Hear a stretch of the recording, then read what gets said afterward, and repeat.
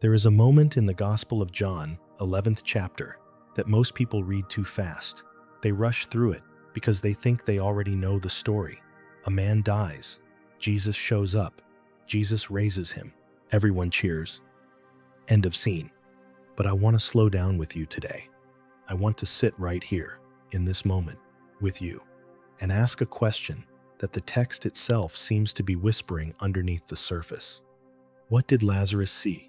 Not what happened around him, not what the crowd witnessed or what Mary felt when she fell at Jesus' feet. But what did Lazarus experience in those 4 days? What was it like on the other side? And why? Why does the Bible give us this entire story and then go almost completely silent about what Lazarus personally encountered? That silence is not accidental. And I think if you stay with me today, if you let this settle into you slowly, something is going to shift. Not because I'm going to tell you something shocking or sensational, but because sometimes the most life-changing things are the ones that have been right in front of us the whole time, waiting for us to finally be still enough to see them. So take a breath. You're safe here. This is just a conversation. And if you've been going through something lately, if you've been feeling like something in your life has gone quiet or cold, or feels a little like it's been buried, then I believe this story is for you today, more than you might realize. If this kind of content feeds your soul, I'd love for you to subscribe to this channel. It just takes a second, and it means everything. Now, let's go back to Bethany. Bethany is a small village, not Jerusalem, not the center of power or religion. It's the kind of place where everybody knows everybody, where ordinary life happens in the dust and heat of ordinary days. And Lazarus lives there with his 2 sisters, Mary and Martha. And this family had a particular kind of relationship with Jesus. The Gospel of John, 11th chapter, tells us something remarkable right at the beginning. It says, almost matter-of-factly, that Jesus loved Lazarus. The text specifically, deliberately points out that Jesus loved this man. That detail is there for a reason, because what's about to happen, what Lazarus is about to go through, is going to be allowed by the very person who loves him most. And I want you to sit with that tension, because I think a lot of us live inside it and we don't even have words for it. The feeling that something painful is happening and God seems quiet. The person who is supposed to love you most seems to be far away when you need him close. Martha even says it, right to his face. Lord, if you had been here, my brother would not have died. That is not a Sunday school answer. That is a woman in pain, speaking with all the raw honesty that grief allows. And I love that it's in the Bible, because it tells me that Jesus can handle our honest pain. He doesn't step back from us when we fall apart. He steps toward us. But we're getting ahead of ourselves. Lazarus gets sick. We don't know exactly what the illness is, but it gets serious enough that Mary and Martha send word to Jesus, and the message they send is one of the most beautiful, understated messages in the entire Bible. They don't say, please come immediately. They don't say he's going to die if you don't show up. They don't make demands. They simply say, Lord, the one you love is sick. That's it. Think about that kind of faith. They don't tell Jesus what to do. They don't pressure him or give him a deadline. They just let him know what's happening and trust that love will be enough to move him. And here is where the story gets strange for the first time. Jesus hears this message. He hears that the man he loves, his friend, is sick and possibly dying, and he stays where he is for 2 more days. 2 more days. He doesn't rush. He waits. And the Gospel of John, 11th chapter, tells us plainly that this delay was intentional, that something was going to happen through this that was bigger than simply healing a sick man in bed. But the sisters don't know that yet. All they know is that they sent word to Jesus, and he didn't come. And then Lazarus died. By the time Jesus finally arrives in Bethany, Lazarus has been in the tomb for 4 days. There was a belief in that culture that the soul hovered near the body for 3 days, that for 3 days there was still some kind of lingering connection. But after 3 days, it was truly, irreversibly over. Lazarus had been there 4 days.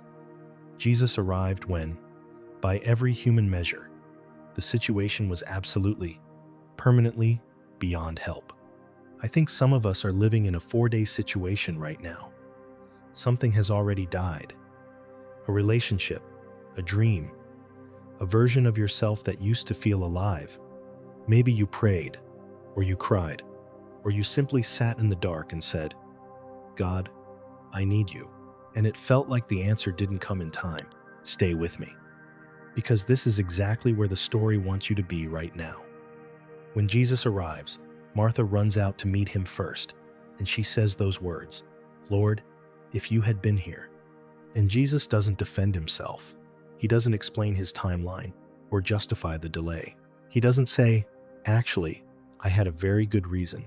Let me walk you through my decision-making process." He just says, "Your brother will rise again." Martha thinks he means at the end of time, that general hope Jewish people held on to, the idea that someday, in the far future, the dead would rise. She agrees with that theologically. But it doesn't take away the grief of right now. It doesn't fill the hole in her chest today. And this is where Jesus says something so quietly world-shattering that I think we've heard it so many times that we've stopped actually hearing it. He says, "I am the resurrection and the life." Not, "I will bring resurrection." Not, "I can perform a resurrection."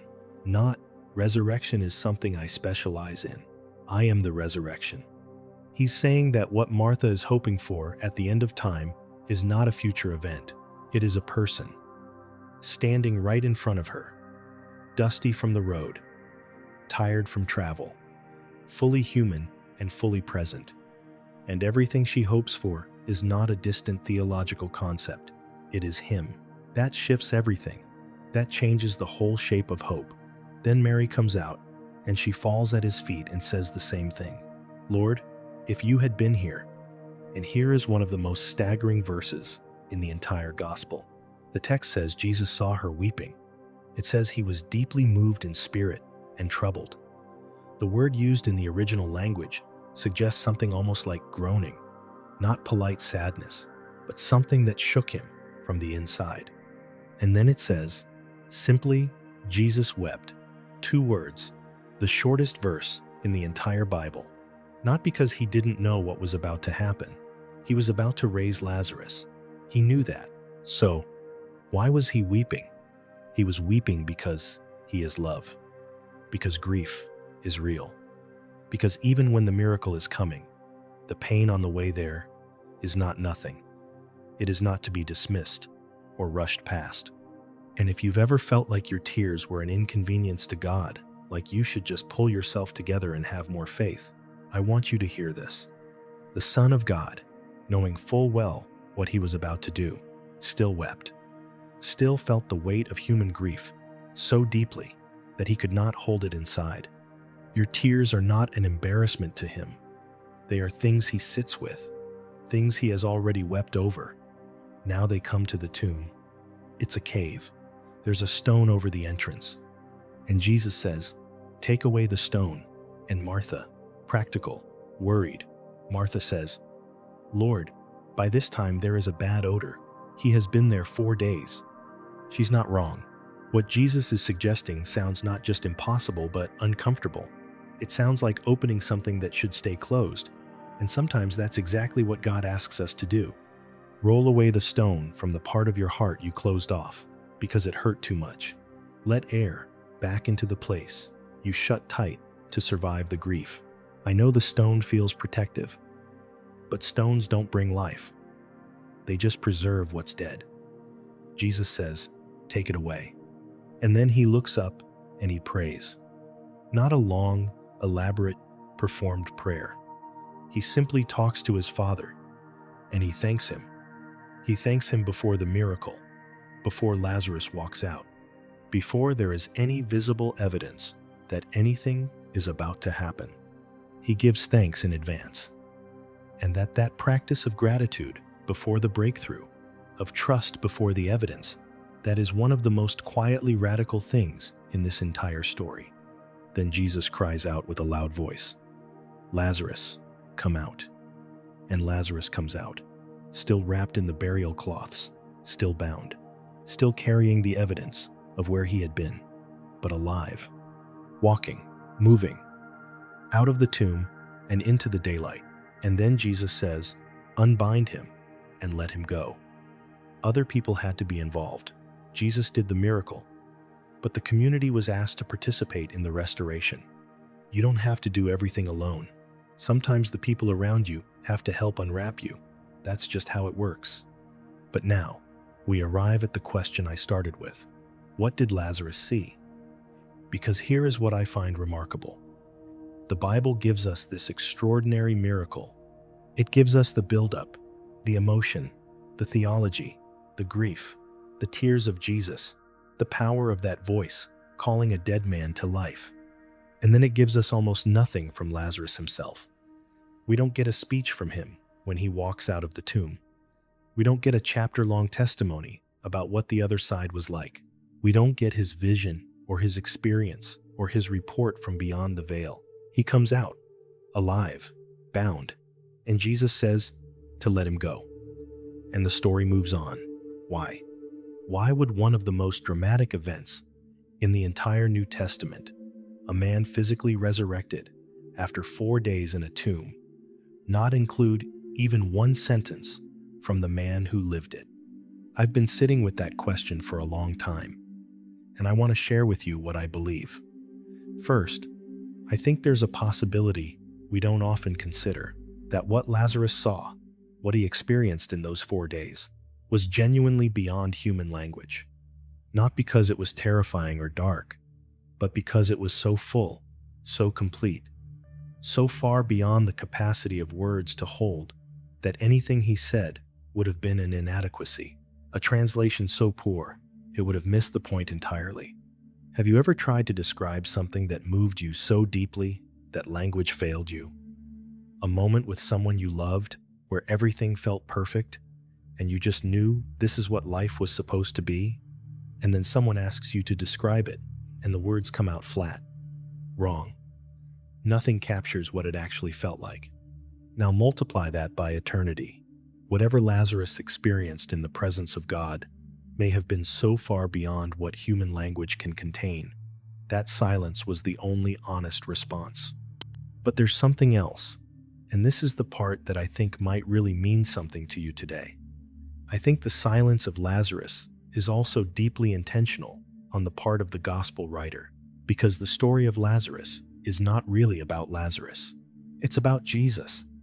The Gospel of John was written so that you would believe, not that you would be impressed by a miracle, not that you would be astonished by a supernatural event, but that you would believe that Jesus is who he says he is, and that in believing, you would have life. If the story gave us Lazarus's full account of what he experienced, if he walked out of the tomb and immediately launched into a detailed description of the afterlife, the focus would shift. We'd be looking at Lazarus. We'd be analyzing his experience.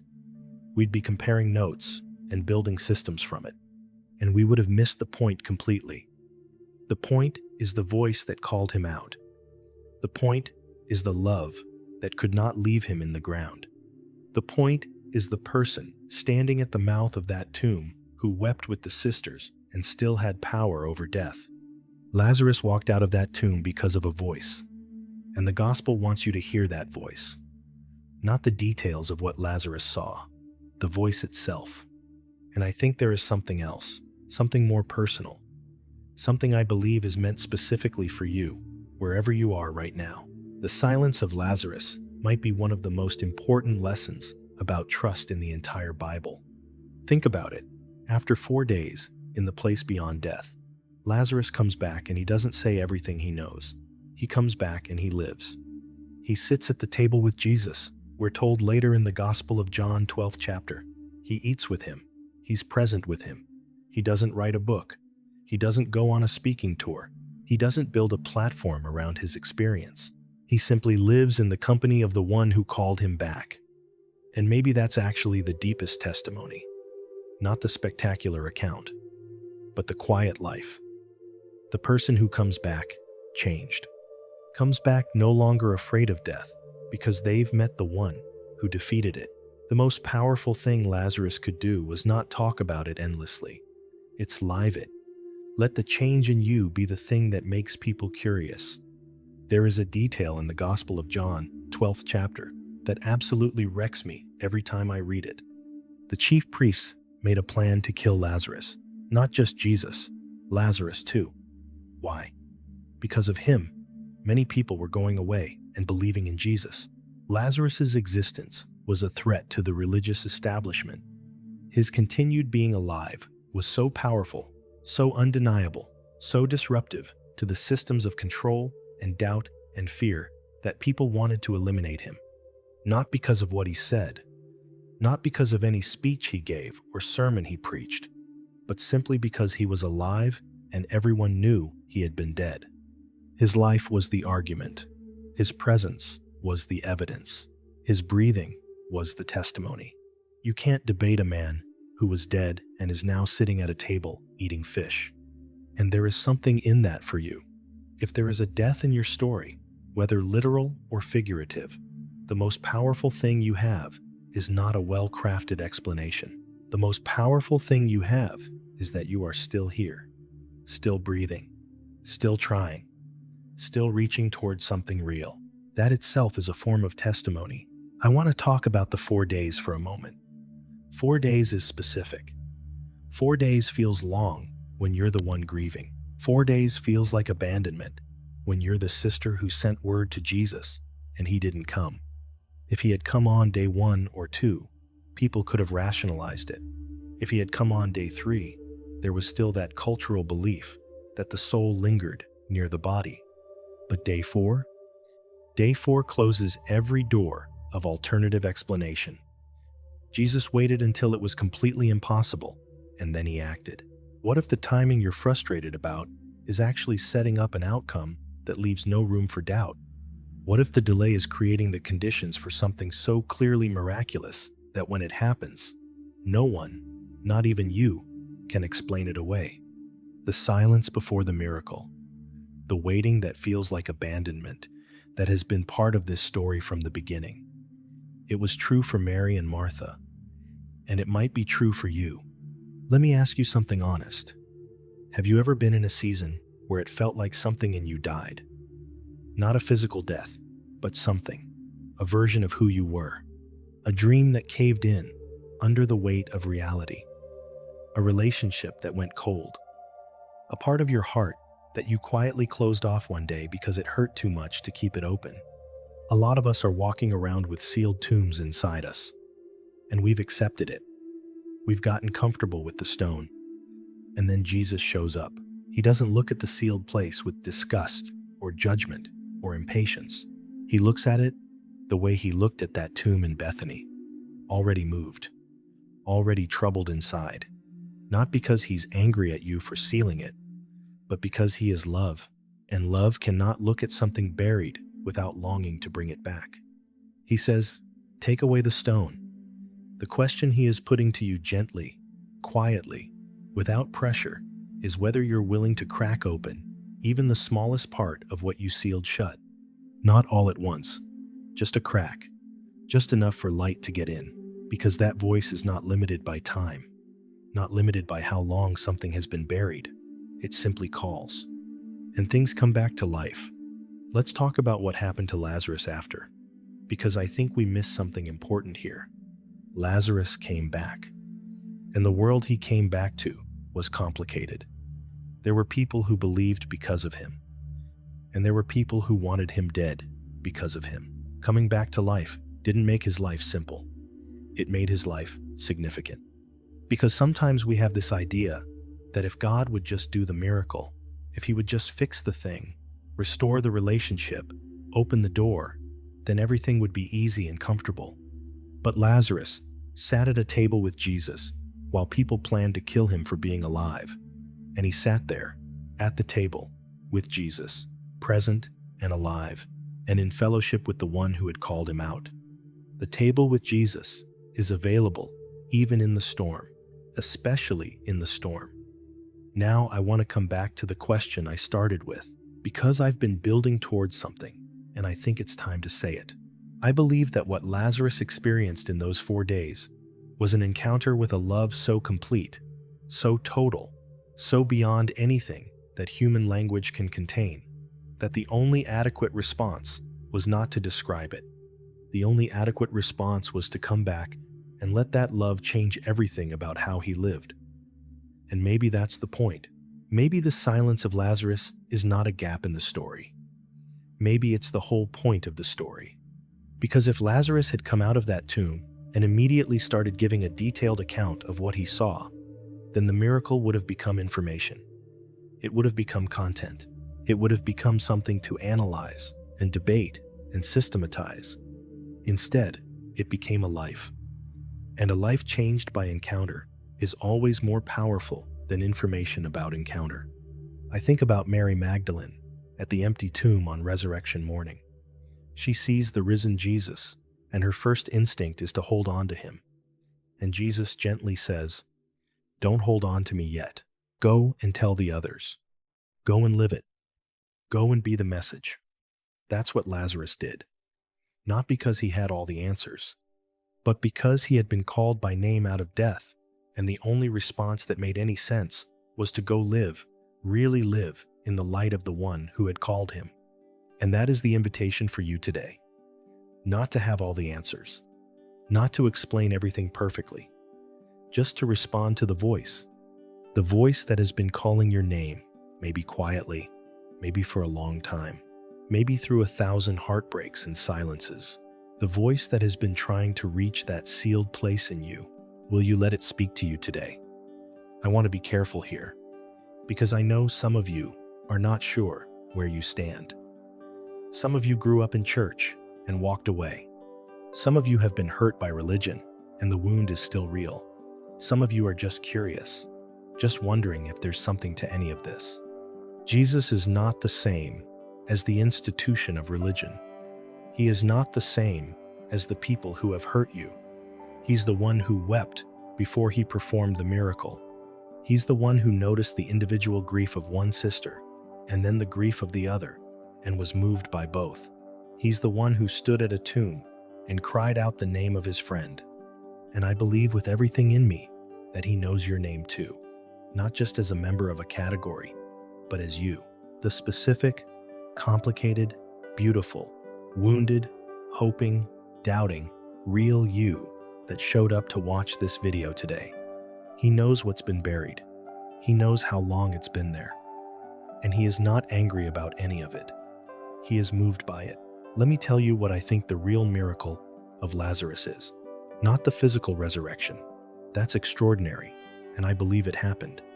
But the real miracle, the one that has something to say to every single person who has ever lived, is not the moment Lazarus walked out of the tomb.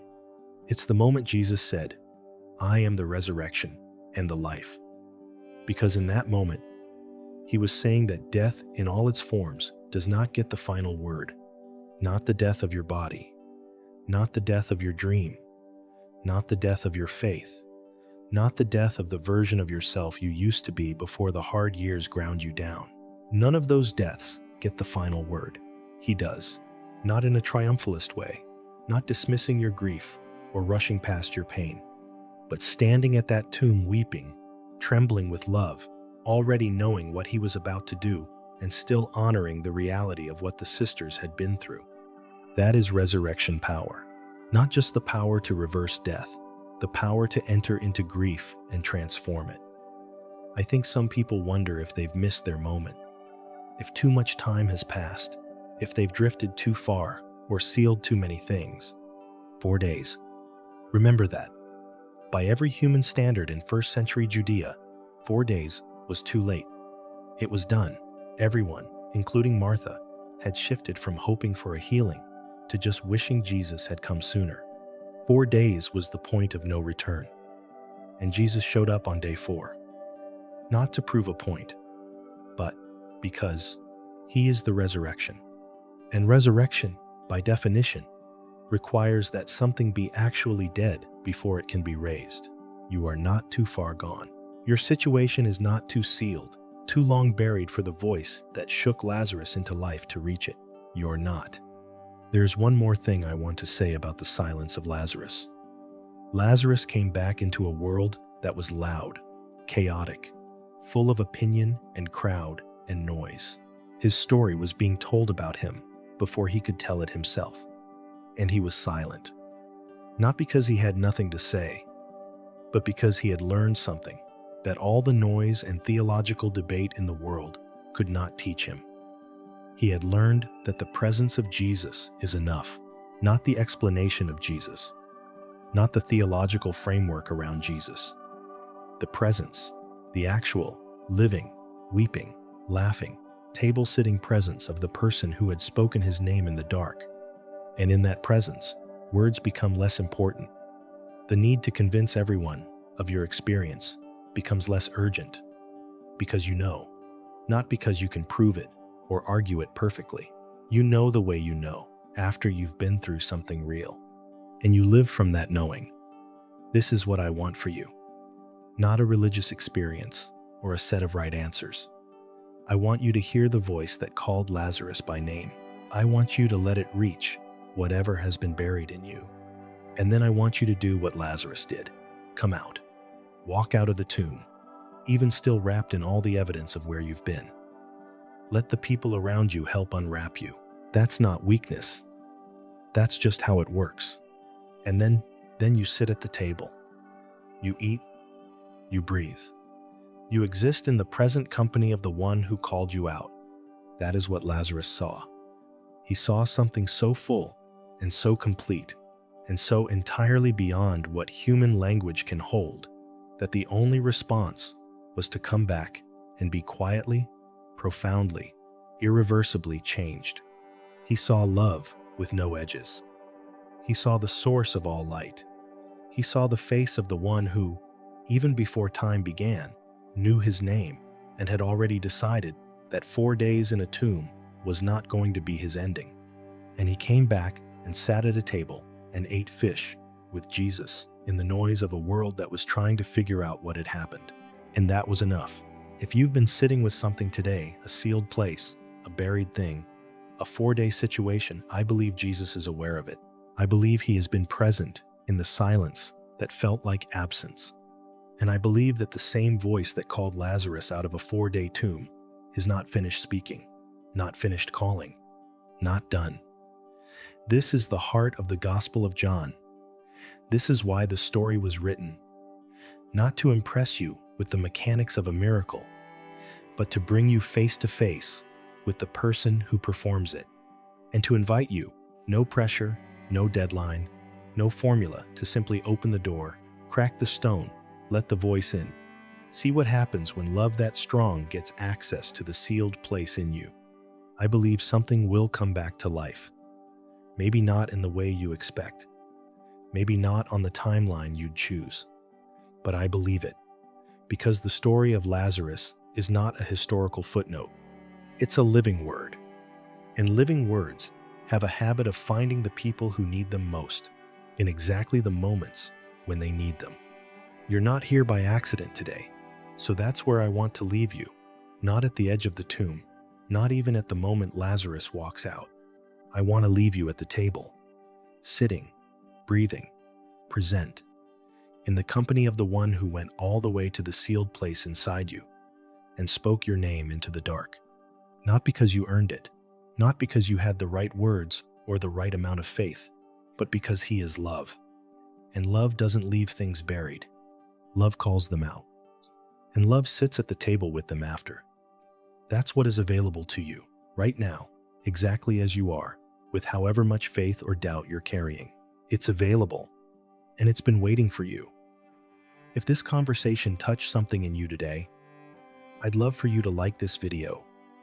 Leave a comment telling me where you are in your own story, and subscribe so we can keep carrying the love of Jesus a little further into the world together.